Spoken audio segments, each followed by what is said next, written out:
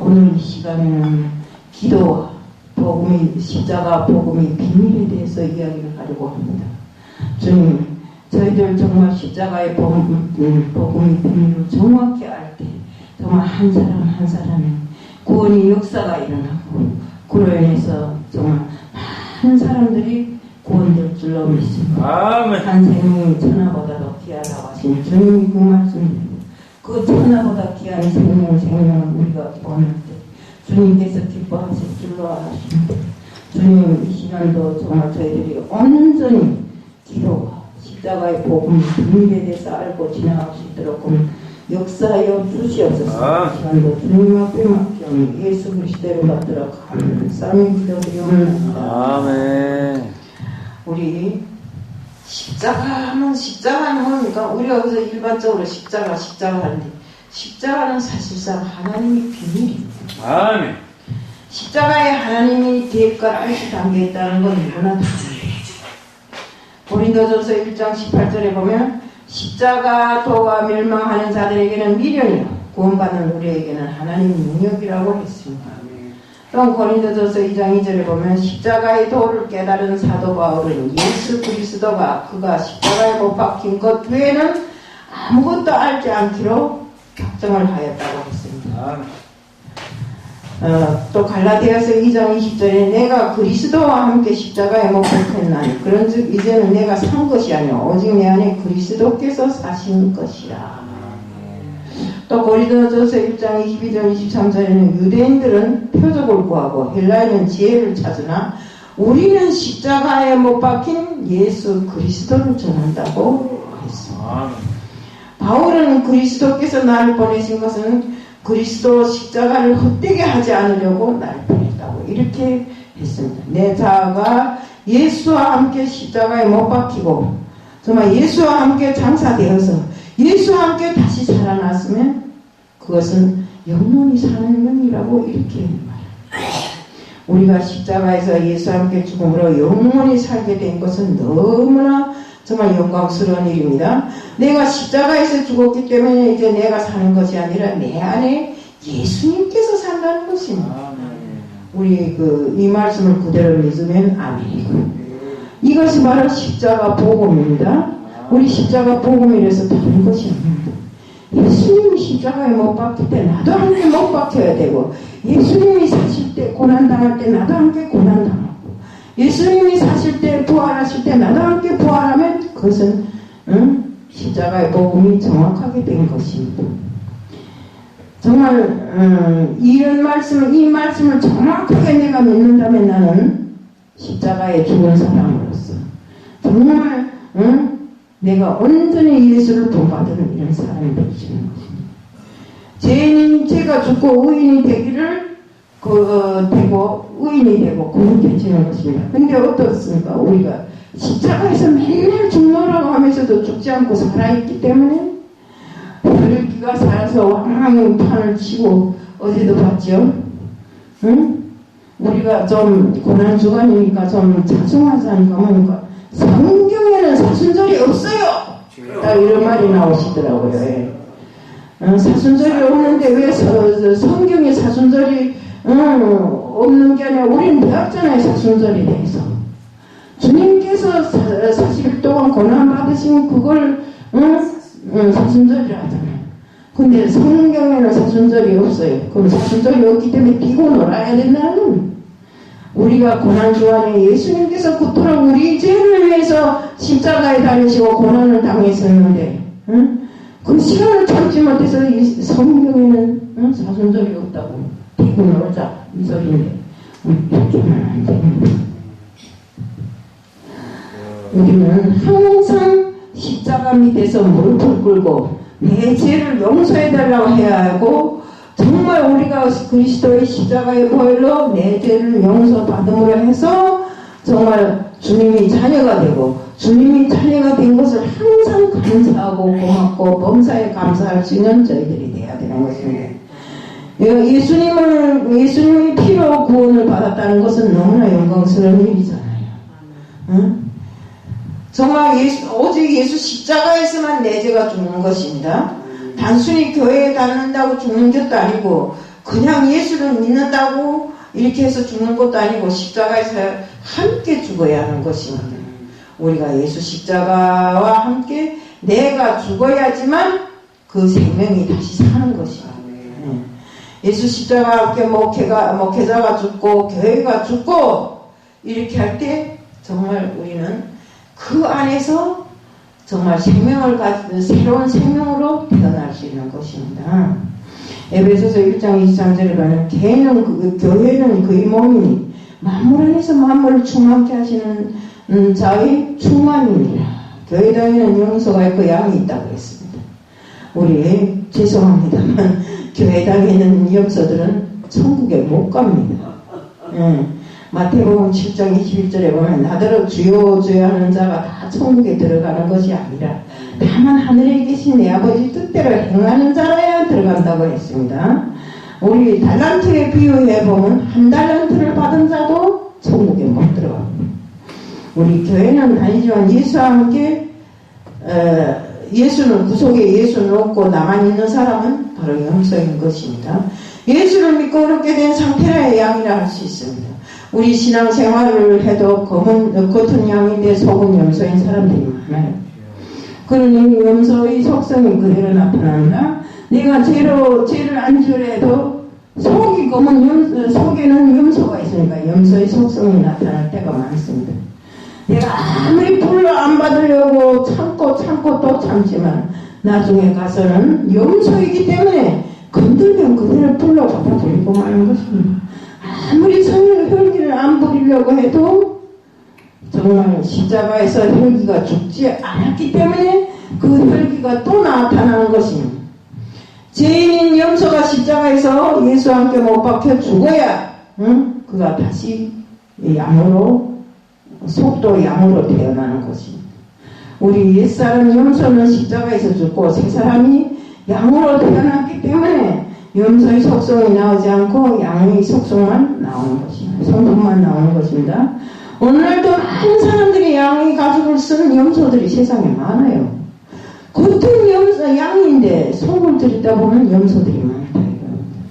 그래 반복해서 죄를 계속 짓는 것입니다. 한 번 죄를 짓고 안 해놓고는 또 죄를 짓고 또 안 해놓고는 또 죄를 짓고 나도 옛날에 그런 일이 많았어요. 남하고 막 혈기를 부려놓고 집에 와서 가만히 생각해보면 인간적으로 봐도 혈기를 부리면 안 되는데 내 욕심에 차서 뭐 해놓고는 남을 잘못했다고 그 사람한테 막 혈기를 부리더라고요.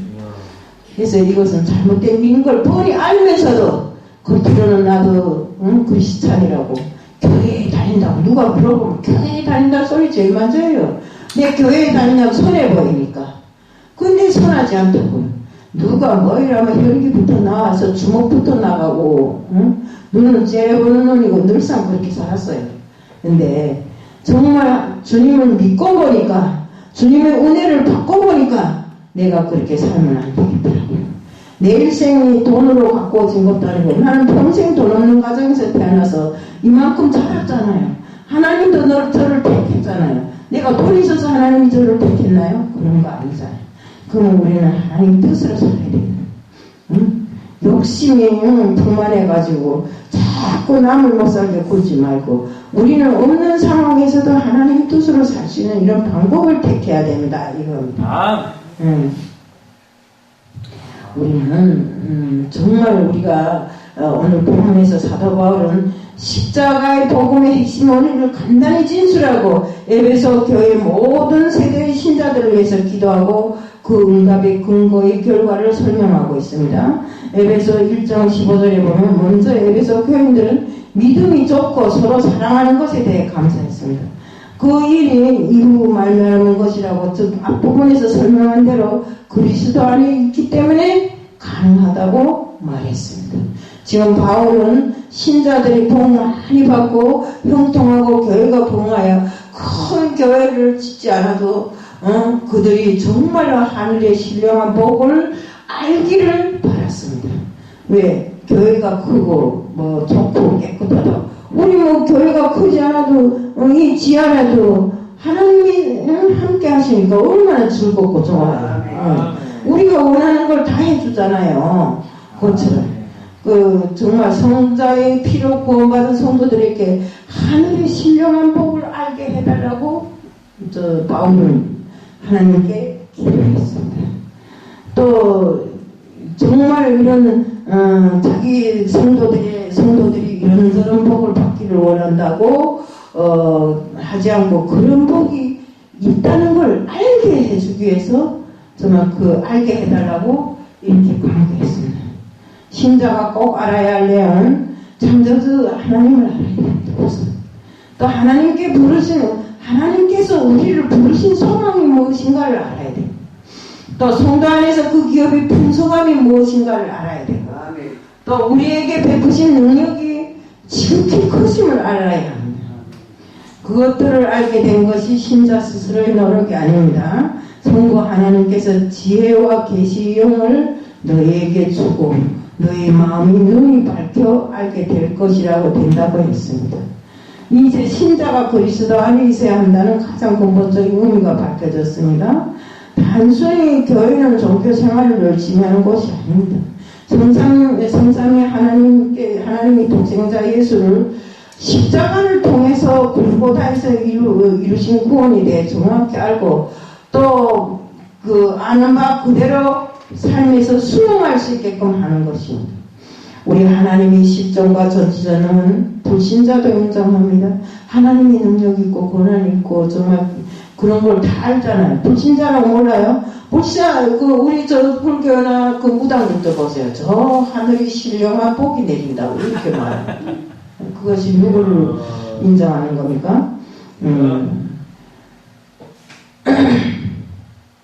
그 은혜를 부름받은 모든 성도들은 부활과 영생의 소망이 생기며 같은 소망을 가진 이런 공동체의 생활이 바로 오늘 우리 교회이고 또 그 교회에서 이루어지는 모든 것이라는 것을 우리는 알아야 됩니다. 그리고 그 안에 있을 때만이 은혜가 있고 축복이 있고 정말 하나님의 은혜와 축복은 너무나 오묘하고 풍성합니다. 죽음에서 부활하신 예수 그리스도는 하늘과 땅의 모든 권세를 다 가지고 또 성도와 교회가 가는 땅 끝까지 또 세상 끝까지 우리와 함께 한다고 했습니다. 우리에게 베푸시는 능력 이 땅을 거룩하고 아름답게 우리를 통해서 완전히 뒷바꿀 수 있는 그런 권세를 가지고 있는 분이 바로 예수님이십니다. 이런 진리를 성령이 도우심으로 우리가 영원히 밝아져야 하는 것입니다. 그 진리를 실천하는 성도와 교회만이 그리스도 안에서 이 모든 것을 알고 지낼 수 있는 것입니다. 우리가 하나님 성자에게 행하신 권세라고 합니다. 하나님은 당신의 아들을 십자가에 죽게 하였으나 다시 부활시켜서 하늘보좌 우편에 앉게 하신 것입니다. 하나님의 영 성령을 통해서 이 세상뿐만 아니라 오는 세상까지도 통치하게 하시려고 만물을 그 발 아래에 두시고 모든 것이 정말 주님께 복종하시는 그런 하늘의 권세를 다 주신 것입니다. 바로 그 주님이 교회의 머리가 되었습니다. 교회는 예수님이 직접 통치를 받는 세상의 유일한 기관입니다. 그런데 뜻밖의 교회가 사역한다는 것은 있을 수도 없고 이해 상상도 못할 일입니다. 에베소서 1장 21절부터 23절에 그분이 우주의 절대적 권세로 교회 안에 지극히 크신 능력을 행하시기에 당면한 만물을 충만케 하는 그 은혜가 교회 안에 충만케 된다고 하셨습니다. 이는 바울이 기도한 내용이 아니라 반드시 그렇게 된다는 뜻입니다. 우리 정말 십자가의 복음으로 충만하지 않은 신자와 교회가 절대로 해서는 안 되는 일을 하고 있다면 그건 쉽게 말해서 교회도 아니고 신자도 아닙니다. 오늘날 미술가들이 모여서 고통이 올 때 어떻게 극복하는가 서로 그 친한 친구들끼리 모여 앉아서 그런 마음속에 있는 이야기를 했다고 합니다. 정말 우리가 한 사람이 그래서 자기는 창작 활동 중에 무기력증이 오거나 정말 이런 정말 똑같기도 싫을 때가 있는데 이럴 때는 정말 누구든지 자기하고 상대하지 않도록 문을 꼭 닫아 걸고 핸드폰도 다 꺼놓고 가만히 누워서 하늘만 천정만 쳐다보고 생각에 잠긴다고 그러더래요. 근데 또 어떤 사람은 또 아이고 독한 술을 마시고 정신을 쑥 빼서 남한테 주고 만다고 이러더래요. 근데 한 사람이 그러더래요. 자기는 음악가인데 하이든이라는 사람이 있대요. 근데 이 사람은 정말 크리스찬이라도 진실한 크리스찬인데 자기 집에는 조그만 방이 하나 있는데 자기는 이런 일이 있을 때마다 그 방에 들어가 무릎을 꿇고 주님께 기도드린다고 하더래요. 이렇게 나는 정말 고통이 오고 마음이 괴로울 때마다 기도를 들으면 그 마음이 싹 풀어지고 이렇게 저렇게 하라는 음성이 들린대요. 그럼 그 음성이 들리는 음성 그대로 하면 자기 앞길이 확 열려버린다고 이렇게 이야기를 한대요. 그러면서 정말 우리가 인생을 살면서 시험 걱정이 없는 사람이 어디 있습니까? 이런 문제의 해답은 성경에는 기도라고 했습니다. 우리 기도는 방법을 찾는 것이 아니라 하나님을 찾는 것이라고 했습니다. 주님도 사역을 하기 전에 40일 동안 금식 기도를 하셨고 새벽 명령에 홀로 기도하셨습니다. 잠든 제자들을 깨우면서 시험을 이기기 위해서 기도를 하라고 하십니다. 우리 잠들 때 원수가 가지를 덧버리고 갔다 갔으면서 영적인 잠을 깨우는 파수꾼의 사명을 알려주셨습니다. 저는 우리 그 준경총회장님이신 조성원 목사님이 제자인데 그분이 정말 스승으로 계실 때 늘상 저한테 우리인데 한 소리가 있습니다. 설교의 말씀의 뜻을 그대로 전해야 하고 주석을 1시간 동안 본다면 2시간은 성경을 보고 3시간은 기도하라고 하지. 우리가 설교를 하면서 기도 한마디도 없이 나와 설교한다는 건 그건 거짓이요. 내가 기도로서 영적으로 이 설교 뭔가 교통됐을 때 그것이 통하는 것이지. 응? 어떻게 내가 그런 교통도 없이 나와서 그저 말을 전하냐고 그러시더라고요. 그러니까 우리는 정말 우리가 기도 없이는 절대로 우리 입술을 통해서 영적인 그 말씀이 닿을 수 없다는 것입니다. 바울은 감옥에서 에베소 성도들에게 편지를 보내면서 내가 기도할 때 받은 영감과 은혜를 너희들에게 말한다고 이렇게 말합니다.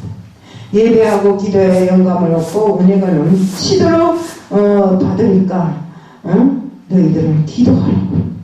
바울이 다메섹 도상에서 주님을 만난 이후 삶의 중심은 항상 기도였습니다. 자기 감정이나 기분대로 한 것이 아니라 항상 기도로서 문의하고 기도로서 답을 얻고 기도로서 해결책을 얻은다며 움직였습니다. 먼저 기도하고 하나님의 뜻을 전하는 것이 그의 고백이었다고 합니다. 바울은 기도할 때 받은 3가지 은혜를 소개했다고 하는데 그 3가지 은혜가 뭔가 하면 기도할 때 지혜와 계시의 영을 주신다고 이렇게 말씀하셨습니다. 지식과 지혜는 다릅니다. 우리 지식은 학문을 통하는 것이라면 지혜는 하나님으로부터 받은 분별력 또는 통찰력이라고 해요. 세상을 살면서 가장 중요한 게 지혜입니다. 지혜가 부족해서 쏟기도 하고 잘못되는 경우가 많습니다. 정말 요즘같이 혼란한 시대의 선악을 분별하고 하나님의 뜻을 분별하고 선택이 갈림길에 분별이 있는 이 통찰력이 중요한데 정말 저도 보면 이 한국에 처음 왔을 때 욕심만 가득하고 지혜도 없고 분별력도 없어가지고 남을 이기고 접어들려고 하다가 오히려 자기가 당하는 이런 일을 많이 당했는데 우리는 첫째도 둘째도 남을 이기려면 내가 그 사람보다 훨씬 앞서야 돼. 머리가 훨씬 앞서야 되고 그 머리에 지혜가 가득 차 있어야 됩니다. 근데 그렇지도 못한 것이 세상을 이겨보려고 하다가 지금쯤하면 좀 이길 수도 있을 것 같은데 이제는 그런 짓 하면 안 되고요. 정말 우리가 야고보서 1장 5절에 그래서 누구든지 지혜가 부족하거든 후히 주시고 꾸짖지 아니하시는 하나님께 구하라고 했습니다.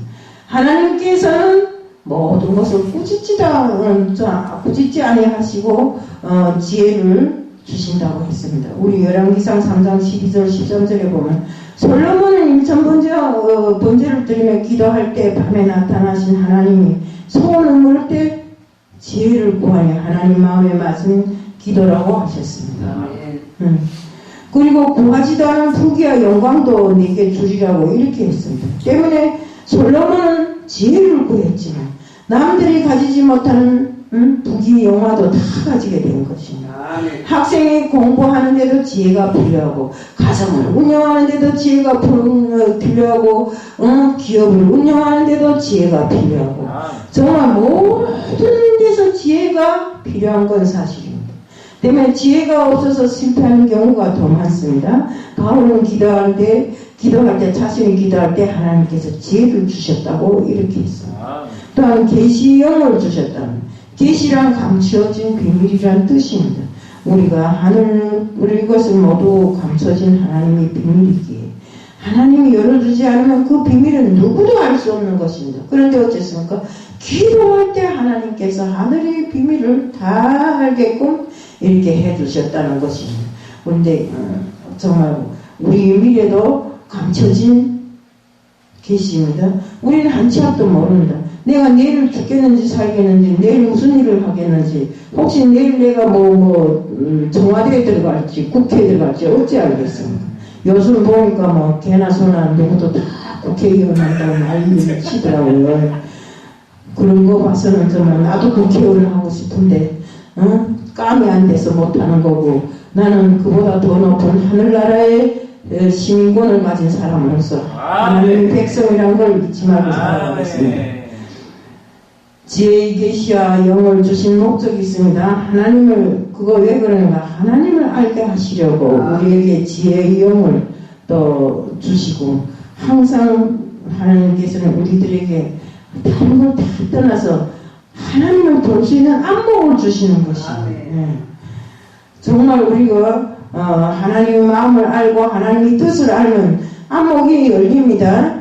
영안이 열린다는 것입니다. 이사야 선지자에게 계시 영이 임할 때 세 가지를 발견한다. 이사야 선지자는 하나님을 발견했습니다. 하나님을 본 다음에 또 자신을 발견합니다. 이때 이사야는 사명을 받게 되는데 하나님을 발견하고 자신을 발견하니까 자기가 하나님과 대비해보고 너무나 추한 인간입니다. 그래서 하나님 앞에 정말 무릎 꿇고 정말 하나님 앞에 통곡하며 울었다고 합니다. 그러니까 천사가 나타나서 그러니까 내 죄악을 다 사해줬다고 이렇게 이야기를 하면서 거기서 네 사명에 대해서 알게끔 이렇게 해줬다 입니다. 이사야서 6장 8절에 주의 목소리가 들려왔다고 했습니다. 이 시대에 누구를 보내면 누가 우리를 위해 갈고 할 때 이사야는 내가 여기 있나이다 이렇게 큰 소리 치면서 나를 보내셔서 뜨거운 사명에 붙잡혀 자원을 하였다고 합니다. 이 세 가지를 발견한 자가 진짜 은혜를 받은 자의 모습인 것입니다. 하나님을 발견하고 자신을 발견하고 사명을 발견한 자입니다. 기도할 때 모든 삶의 영역에서 지혜와 계시의 영을 주셔서 사명을 발견하고 어둠의 영을 이기고 정말 승리하게 하시는 하나님이십니다. 여러분도 하나님을 향해 기도의 손을 드시기를 축복합니다. 또한 기도할 때 마음의 눈을 열어주십니다. 에베소서 1장 18절에 보면 너희 마음의 눈을 밝히사 그의 부르심의 소망이 무엇이며 성도 안에서 그 기업의 영광과 풍성함이 무엇이며 마음의 눈을 누구를 바라보는 겁니까? 바로 주님을 바라보는 눈입니다. 때문에 마음의 눈은 깨달음이고 내적인 지각과 영적인 분별력을 가졌다는 뜻을 말하는 것입니다. 우리 아까도 우리 영적인 사명에 대해서 말하는데 아무나 영적 사용을 하는 게 아닙니다. 제가 어디쯤에 가서 은사 사역을 한대요. 그래, 무슨 은사 사역을 하는가 했더니 막 기도하면서 사람들 가서 막 이렇게 해서 넘어뜨리더라고요. 그래서 나는 근데 다른 사람들 뻥뻥 잘 넘어지는데 저는 넘어지지 않더라고요. 그러니까 내게 와서 막 이마를 힘 줘서 막 밀어 넘어뜨리는데 내가 근데 안 넘어졌어요. 그러니까 이상하다 그러더라고요. 우리가 그렇게 은사 사역도 사람은 속일 수 있어도 하나님은 속이지 못해요. 그 은사를 누가 주십니까? 하나님이 주시는 거잖아요. 근데 하나님을 속이고 은사를 함으로 해서 그 그 사람으로부터 뭐 무슨 한 사람당 얼마씩 내라 하더라고요. 그래서 나는 없기도 하지만 안 냈어요. 내가 왜 냅니까? 너무 안 줬는데. 안 넘어가니까 당연히 안 넘어갔어. 가져야 사람은 세 가지 눈이 있습니다. 사물을 바라보는 육안이 있고 아멘. 또 사물이 치유하고 원칙을 깨닫는 원리를 깨닫는 지향이 있고 하나님을 바라보는 영안이 있어요. 예. 하나님은 영이신지라 육신이 눈, 지식이 눈은 절대로 바라볼 수 없습니다. 그 눈 가지고는. 하지만 신앙의 눈으로 하나님을 바라보는 영안이 열려서 하나님을 바라볼 수 있다는 것입니다. 그래서 하나님이요 내 눈을 열어서 주의 법을 귀한 것을 보게 해달라고 기도합니다. 다윗은 하나님을 바라보는 영적인 눈, 마음의 눈이 열리기를 소망했습니다. 마음의 눈이 밝아야 하나님도 볼 수 있고 하나님께서 내게 주신 그 모든 것을 이해할 수도 있는 것입니다. 열왕기하 5장에 엘리사와 사안이 함께 도단성에 갇혔을 때 사안은 불안과 절망에 빠져있지만 엘리사는 평안하고 담대했습니다. 왜? 그러나 하나님도 내가 도단성을 둘러쌌으나 하늘의 문이 열려있고 천군천사가 지키고 있는 것을 엘리사는 벌써 보게 되었던 것입니다. 그래서 그가 뭐라고 기도했습니까? 우리 사는데 그 하늘 문이 열려있고 정말 그 하늘의 천군천사들이 그 도단성을 쌓은 군대들을 지키고 있다는 것을 누르고 있다는 것을 보여달라 했습니다. 그래서 정말 사안이 눈을 열어서 보여주게 하니까 그도 다 담대하게 된 것입니다. 우리 사사기 5장 15장 19절에 이미 샘물이 보면 엔학고레라 샘물이라고 하는 이런 샘물이 있는데 삼손이 그 전에 뭡니까? 사막에서 물을 못 먹어서 쓰러졌잖아요. 목이 말라서. 그때 물을 달라고 막 이러니까 그러고 기도를 하고 눈을 떠보니까 그 뒤에 움푹 파여져 있는데 거기에 물이 있었습니다. 그게 바로 에나꼬레라 샘물입니다. 그 샘물을 먹고 마시고 싸움하려 나갔잖아요. 마음이 눈이 열리면 소망이 생기게 되는 것입니다. 정말 우리 에베소서 2장 18절에 부르심이 소망이 무엇인지 성도 안에서 기업의 영광이 무엇인지 알게 하라고 했습니다.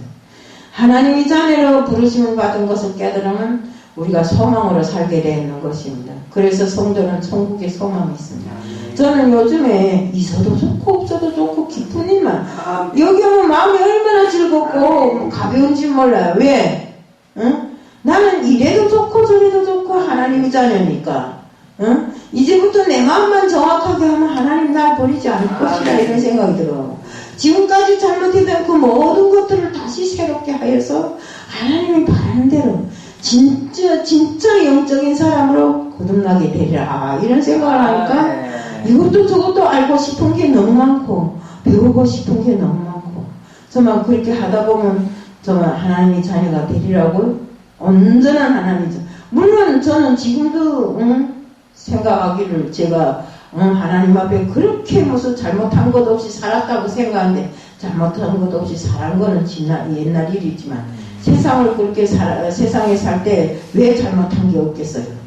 왜 정말 나쁜 일만 있는데 그래서 우리가 하나님이 온전한 자녀가 되자면 내 안에 있는 더럽고 추한 것을 다 버려야 된다. 아까 뭐 이래서 십자가에 함께 달려 죽고 십자가 죽고 그 다음에 다시 살고 이것이 예수와 함께 해야 우리가 내 것이 다 죽어버린다 했잖아요. 때문에 우리가 천국의 소망을 가지고 있는 우리들이 정말 하나님의 자녀로 사는 것이 소망이라면 정말 우리는 천국을 명령할 때 하나님 자녀로 부르심을 받은 이런 사람으로 정말 완전히 마음의 문을 열고 정말 하나님이 왜 내인데다 이런 직분을 주었는가 왜 이런 사명을 주었겠는가 이런 걸 생각하게 됩니다. 사명 주고 직분 준 게 나를 놀고 먹고 너 나가서 목사라고 해라 이런 자랑해라고 준 게 아닙니다.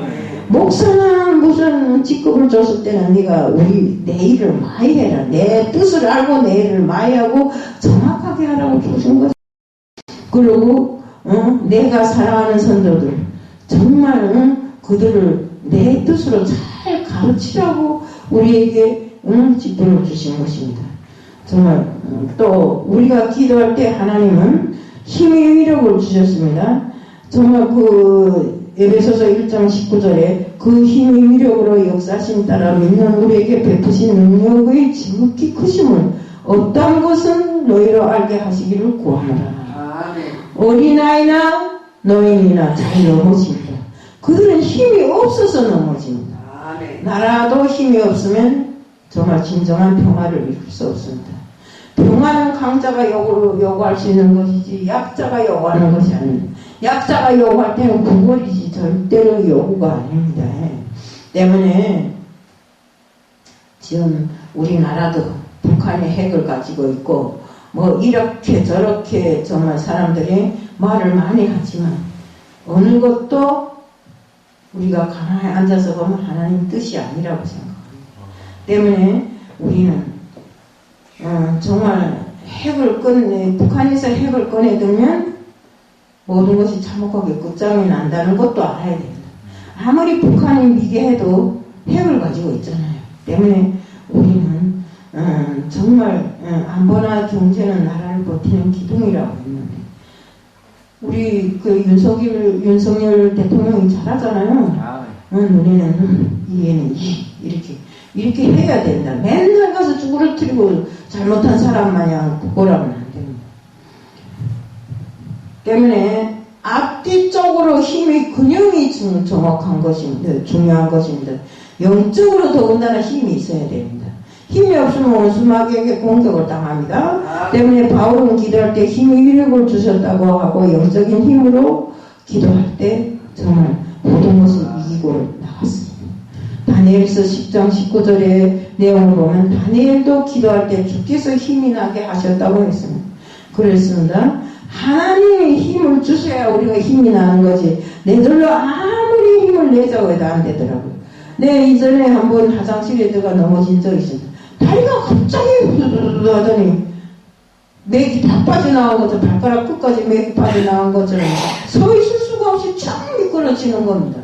그렇게 힘이 없으면 그렇다는 겁니다. 지금도 보면 택시에 탔다가 내릴 때는 다리에 힘이 없어서 맨날 택시 기사들한테 구걸하기를 내 다리가 부실해서 좀 천천히 내릴게요 이런 말을 한다고요. 그러니까 힘이 있어야 모든 것을 다 좌우지할 수 있고 근데 그 힘을 누가 주시는가? 바로 하나님이 주신다 이겁니다. 우리 정말 하나님이 주시면 일어납니다. 우리 이사야서 30절 31절에도 보면 소년도 장정도 피곤하고 넘어지나 여호와를 앙망하는 자에게는 새 힘을 주신다고 했습니다. 때문에 기도할 때 힘 주시는 하나님 우리 모두에게 새 힘 주시기를 늘상 축복해야 됩니다. 기도할 때 믿음도 성장하고 문제도 해결되고 기도할 때 치유 역사가 일어나고 길이 열리는 경험을 합니다. 우리 기도는 만사를 변화시키는 기적이 일어나기에 기도로 인생 문제를 우리 정면 돌파해야 합니다. 십자가 복음은 내가 여호와와 함께 주님과 함께 죽고 정말 주님과 함께 장사되고 또 주님과 함께 살기를 원해야 되는 것입니다. 그러면 우리는 진정한 주님의 자녀로서 내 안에 있는 모든 것이 다 죽을 수 있다는 것입니다. 그래도 내 여지간에는 좀 나긋나긋하잖아요. 대략같이 남이 잘못을 보면 내 잘못도 깍두가면서 오직에 누가 이야기하대요. 내 눈에 뜰보는 보지 않고 남의 눈에 가시를 보다. 나 항상 그런 사람이었어요. 근데 지금은 그걸 억제를 많이 합니다. 내가 하나님의 자녀가 되자면 좀 억제해야 되지 않겠습니까? 때문에 항상 힘을 주시고 지혜를 주시는 하나님 앞에 우리는 기도하는 삶으로 모든 것을 풀어나가야 하고 또 십자가의 복음을 전하는 자로 세상을 향해서 힘차게 나아가자는 것을 말씀드리면서 오늘 말씀 마칩니다. 사랑의 하나님 아버지 감사합니다. 우리에게 무슨 힘이 있습니까? 기도를 해도 주님께서 힘을 주시고 무슨 일을 해도 주님께서 정말 역사를 일으키는 것입니다. 주님이 하시면 우리는 한다는 것을 알고 세상을 향해서 힘차게 걸어나가고 오로지 주님의 복음을 위해서 정말 세상을 향해 달려나간 정말 바울처럼 저희들도 주님의 복음 전하기에 앞장서는 사람들이 되게 하여 주시옵소서.